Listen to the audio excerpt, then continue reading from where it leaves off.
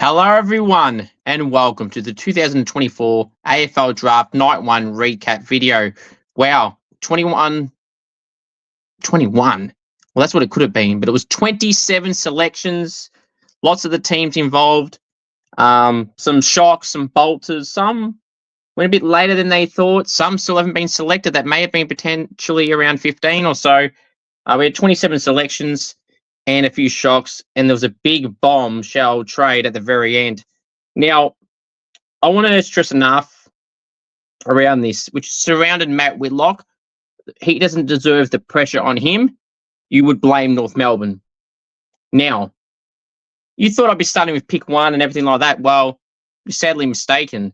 Some other clubs do some pick swaps in the 20s and 40 range, late 20s into the 60s, or late 50s, for matching bids and everything like that. So I'm not going to really talk about those trades. Outside of that, clubs like academy players or NGA players or father sons. So I'm not going to really talk about that. But the big trade at the very end, which involved, well, there was two. But the one I want to talk about right at the top is North Melbourne and Richmond. But remember, please do subscribe if you haven't already. Turn on the bell for all notifications. There'll be a night 2 recap video tomorrow. And on the Friday, I plan to do a full recap, including the rookie draft Friday night. So look forward to that. Now, that trade at the end involved North Melbourne and Richmond. North Melbourne got pick 27, which is what they used to select Matt Whitlock, and a future second rounder from Richmond, and Richmond got a future first. Now, I want to stress enough too here. I want to try and address why Richmond would have done it and why North Melbourne would have done it. And I just want to, because, a lot of people are going to jump on it. And personally, I feel like what North did was stupid. But if there's something to defend North Melbourne for, I will say this. Pick 27 is the last pick of the first round, essentially, because of all the bids and everything like that, and compensation picks. Western Kilda got for Battle, and GWS got for Peatling and all that. Not Peatling, Cumming, and Perryman. So that's why the picks were so far out, including the bids for academy players, father sons, and NGA academy players. Now, if you're North Melbourne, you think of it as this. Okay, 27, sure, but it's technically the last pick of the first round. Now, North are clearly taking a huge bargain because they're going to be bottom 4 again. So they've given up a pick 5, essentially, for Matt Whitlock, and a future second, which will probably be a pick in the 20s range. Let's say 25. So Whitlock and 25 for 5. So that's a lot of pressure on Matt Whitlock, a key forward from the Murray Bushrangers, twin brother of Jack, who's yet to be drafted, who will be tomorrow night, one of the first players. Now, so from a North Melbourne point of view, they think of it like that, okay? It's a bargain. They feel like they got no other picks. Their next pick was 62. So they're like, okay, we want him. How are we going to do it at this point? We can't just give up a future second, because that's going to essentially be the pick we've got right now. So what benefit is that giving Richmond, okay? So their only other option was a future first. But they got a future second back from Richmond on top of 27. So it's not a full-on disaster. It's a disaster. But I can see why. They really wanted Matt Whitlock, clearly. And Richmond, with the bunch of picks they had the ability to do that. Now, if you're Richmond, you're laughing, because if you didn't want Matt Whitlock or didn't rate him as highly as the other key forwards that they potentially may go with the first pick tomorrow if they keep that selection, and may go, you know what? In their planning, they may go 2 scenarios. One, they'd be like, we didn't want Matt Whitlock anyway. That's clearly who they want. We don't have to give up the pick. We can happily take someone. Let's make them pay the ultimate price. Okay? And that they did. They've essentially given Richmond a future first-round pick, or they have, but they've given them essentially a top 5 pick. Now, you're doing cartwheels if you're Richmond. They have nailed the draft. They've stolen the draft already. I don't care what anyone says. Richmond has stolen the draft, and no one can beat them.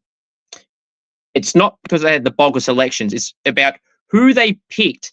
And we're going to get to Harry Armstrong, which was at one point the steal of the draft, and now they've just stolen it even more. So Richmond automatically getting a 10 out of 10. If they even keep the first pick tomorrow and they get whoever, they get Jobe Shanahan. Do they get Whitlock?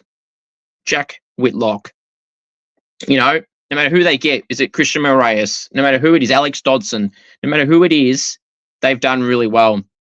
So in Richmond's eyes, they're like, okay, we don't really want Matt Whitlock. Sure, we're going to have a future second, but we're getting a future first, which is going to be a top 5 pick. We're essentially giving up 27, or Whitlock, essentially 27, because they didn't necessarily want to get Matt Whitlock, clearly. So they gave up 27 and a future second for pick 5, or top 5 pick, being the future first of North Melbourne. So Richmond are doing cartwheels. Clearly, Richmond win the trade, but Matt Whitlock can be a good forward to support Larkey, and they feel like they want help now, and this was their only way in. This was their only way in. So, and again, clearly North were like, shit, Matt Whitlock is still available. I know Richmond will want to be open to doing it. We're just going to have to get it. We want the man. This is our only way in. Okay? So that's probably why North Melbourne did it like that. Not that I agree with it. They really rate Matt Whitlock. Now, I'm going to tell everyone this right now. Do not put pressure on Matt Whitlock. It's not his fault. It's the club. You want to have a go at the club? Sure. Do not go at the player. He's going to try his best, and that's not his fault. North Melbourne are the ones you go and have a go at Brady Rawlings and the list management at North Melbourne. Do not target Matt Whitlock. He'll be a good player for North. Absolutely, he's a good player. But yeah, if you want to have a go at anyone, have a go at North Melbourne, the club, and Brady Rawlings, the list manager, okay? And everyone else a part of the list management team. It's not Matt Whitlock's fault. Now, I just addressed that Richmond stole the trade period. The draft period. They did not win the trade period at all. But does that make up now for having an insane draft period that could set up their club for future years? Getting rid of Bolton and getting what they got rid of for Bolton was great. Getting Graham for a compo pick was great. Getting rid of Baker, who wanted to leave for a first-round pick, great. And Rioli, they got pick 6 for, which is ridiculous to even think that still. So in reality, they did really well. They just lost a lot of experienced players, and now they stole the draft. Let's just give credit to the Richmond recruiting staff and the late Chris Toshe, who had set up this foundation. It was a great story to see his son officially select their pick 1, Sam Lalor, which we'll get to in a second. It's a great touching tribute for the family of Toshe.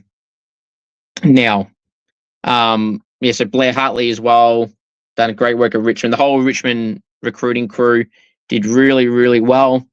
So I've addressed some of the names I picked up already, but let's go through now, pick by pick.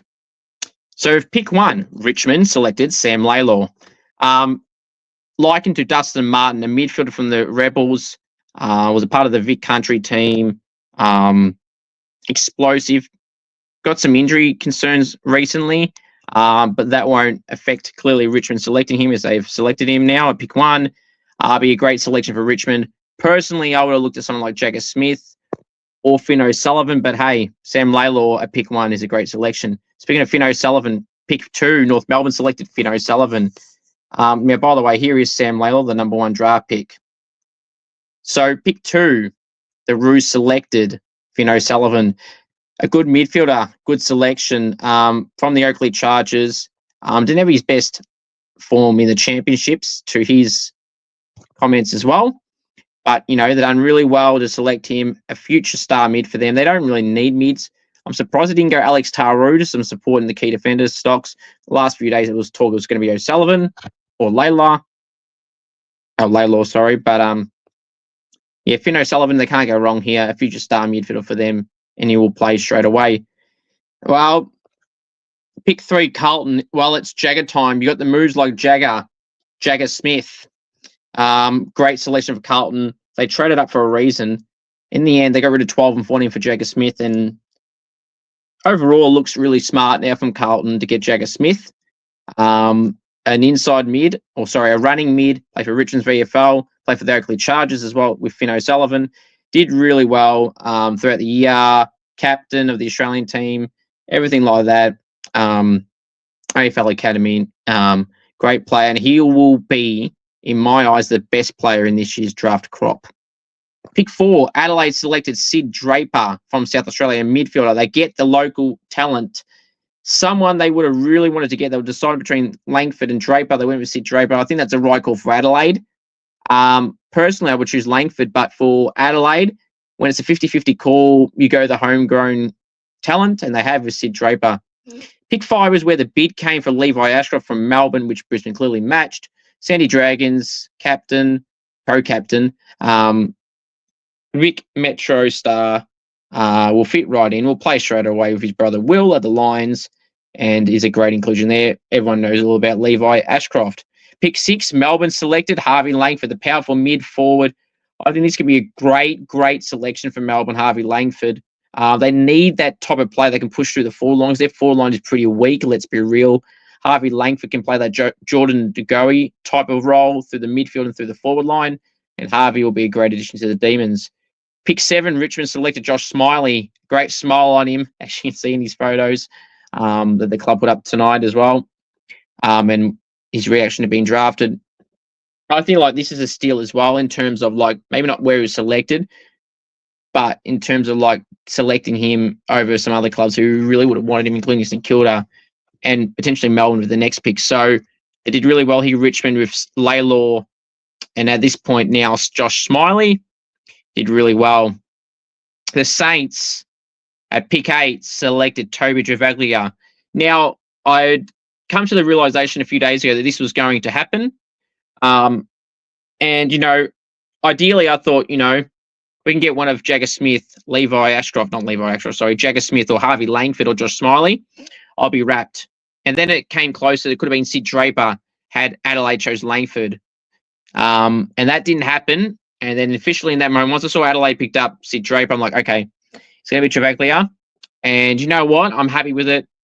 He's going to start at the half-back line. But he's got speed. He's got a good kick on him from the Bendigo Pioneers. Good player and a good future going into the midfield. So I actually really like this selection. St Kilda bidded on Leo Lombard from the Gold Coast Suns Academy, and obviously they matched to pick 9. A small forward, a midfielder, played as a 16-year-old in the Gold Coast VFL Premiership. That's where he stood out for the whole world to see, and it's done really well. Now, one of the most exciting selections in this year's first round is the Flying Viking. Alex Taru has joined the Saints at pick 10. I'm really pumped to get Alex Taru. Now, again, midfielders was the goal. But once that wasn't a possibility in this range, the Flying Viking is a great selection. He intercept king, takes good leaps, good marks, good kick. He's quick for his size as well. Intercept possessions galore. There was a game where he had 17 disposals, and 17 of those were intercept possessions. Just so damn good is Alex Taru. He can fly, as I said, take a good mark, good kick as well, as I said. And I'm excited to add the Flying Viking and the Speedstar, Toby Travaglia and Alex Taru. Can't wait to see them both at the club, and here they both are together tonight at the draft night. The Flying Viking on the left, Alex Taru, and on the right, the Speedstar, Toby Travaglia. Really happy with those selections, especially after the mids were all gone in that spot. There was talk about clubs trading future first to get back in. Clearly, no one got in until the last pick of North Melbourne. At pick 11, Melbourne selected Xavier Lindsay from Victoria, Gippsland Power, a midfielder, got a good kick on him, speed. Port Adelaide wanted him, but they didn't get him. Melbourne have added a good duo in their draft of Harvey Langford and Xavier Lindsay. Pick 12, Richmond did the first official shock of the night, Taj Houghton from Victoria, the brother of Ollie Houghton, who was let go by the Saints this year. Taj is a midfielder. He can kick goals, kicked 4 goals and had 32 disposals at the start of the season before his ACL injury. Bit of a shock in terms of he could have gone late teens, but Richmond took the punt early, and he won't disappoint when he actually gets back to playing. He says hopefully running next week, so we'll have to wait and see there. Richmond then bidded on Isaac Kako for Essendon. Speedstar, loves a goal celebration, kicks goals. Obviously, Essendon were going to get him, and that's where the bid came. Not at a huge cost for them, although they got rid of pick 9, but then they'll argue, they still got Kako anyway and got a future pick involved with Melbourne. So with pick 14, another shock. Richmond went Jonty Full, a key forward. A bit of a strong presence up forward from Victoria as well. Didn't go Jobe Shanahan, didn't go the Whitlocks, didn't go Harry Armstrong. They went Jonty Fall. I mean, he went a bit early than some may have thought, maybe late teens again, but, you know, it could be a good selection for the Tigers. So, yeah, we'll have to wait and see there.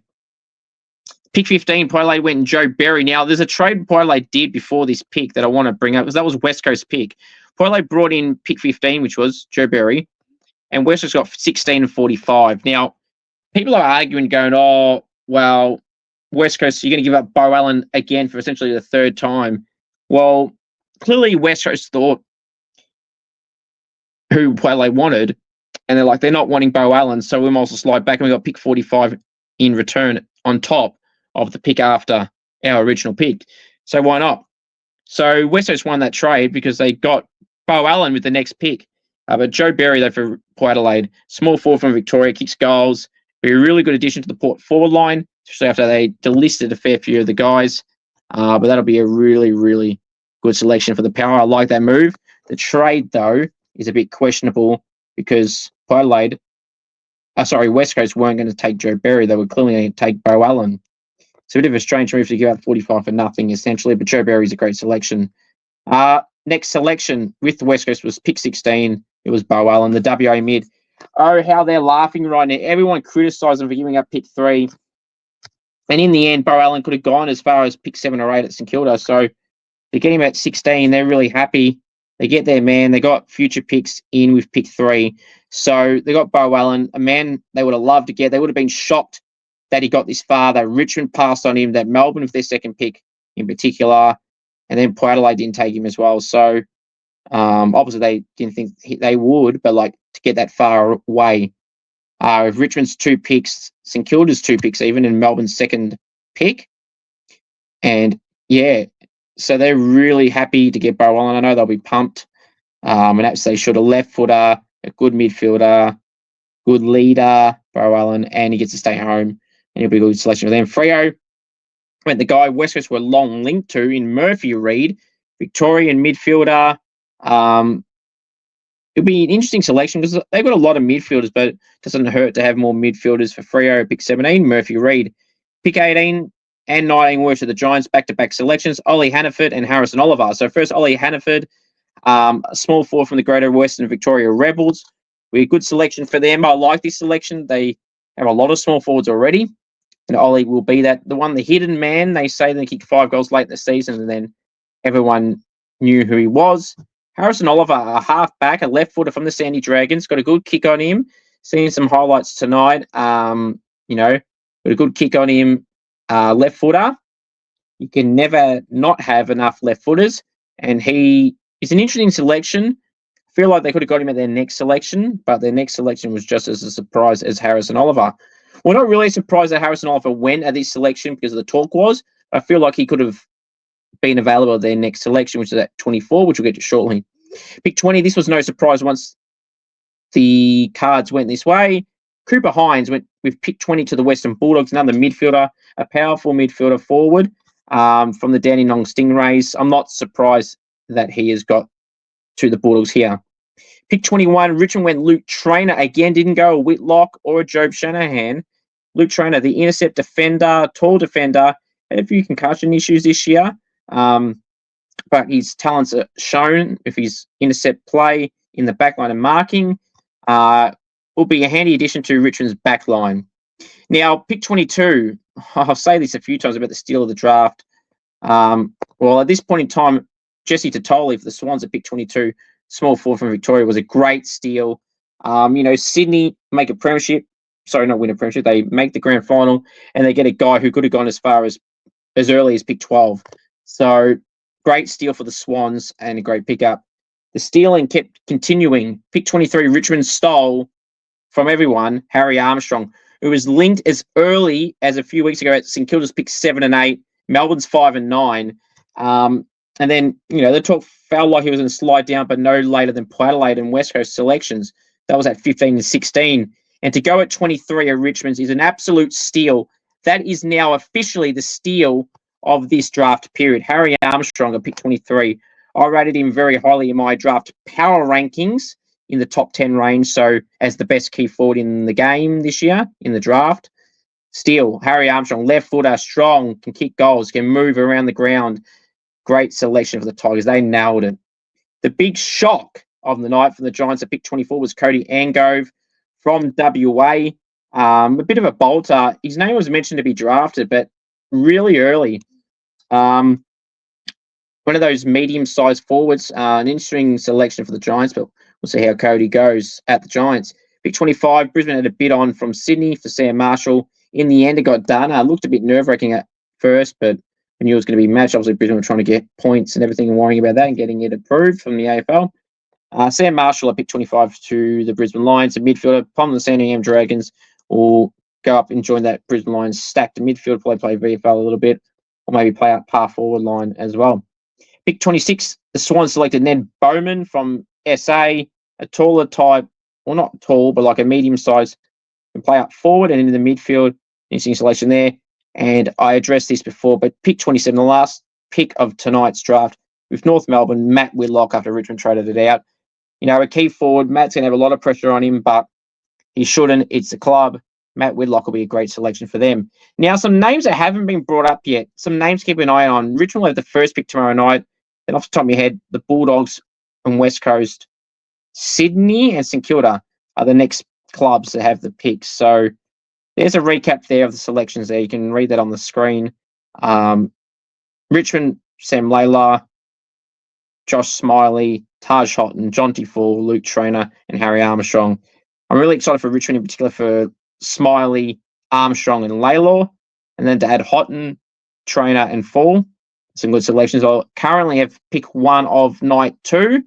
So they could select Job Shanahan, Alex Dodson, a young ruck from SA. Obviously, Job Shanahan, a key forward from the Bendigo Pioneers. Will it be the other Whitlock in Jack Whitlock, a key defender forward? Will be interesting to see. Will it be Christian Moraes, a midfielder from the Eastern Rangers? We'll have to wait and see there. For North Melbourne, they've got Finn O'Sullivan and Matt Whitlock. Carlton, Jagger Smith. Adelaide, Sid Draper. Brisbane, Levi Ashcroft and Sam Marshall. Melbourne, Harvey Langford and Xavier Lindsay. St Kilda, Toby Travaglia and Alex Taru. Gold Coast, Leo Lombard. Essendon, Isaac Kako. Port Adelaide, Joe Berry. West Coast, Bo Allen. Freo, Murphy Reid. GWS, Ollie Hannaford. Harrison Oliver and Cody Angove. Cooper Hines for the Bulldogs. Sydney, Jesse Tatoli and Ned Bowman. And yeah, so that's the selections for the clubs that selected tonight. The other clubs also be involved on night 2. Thank you for watching this recap video. Please smash the like button, subscribe. Any shocks, any moves you think will happen tomorrow night, comment down below. How do you think your clubs went? Comment down below. Thank you all for watching. Appreciate it. And Sam Lalor is the number 1 draft pick for this year's 2024 AFL Draft to the Richmond Football Club. And the Flying Viking and the Speedster have joined the Saints. Alex Taru and Toby Travaglia. Come on, Saints. Select well tomorrow night. Go Saints.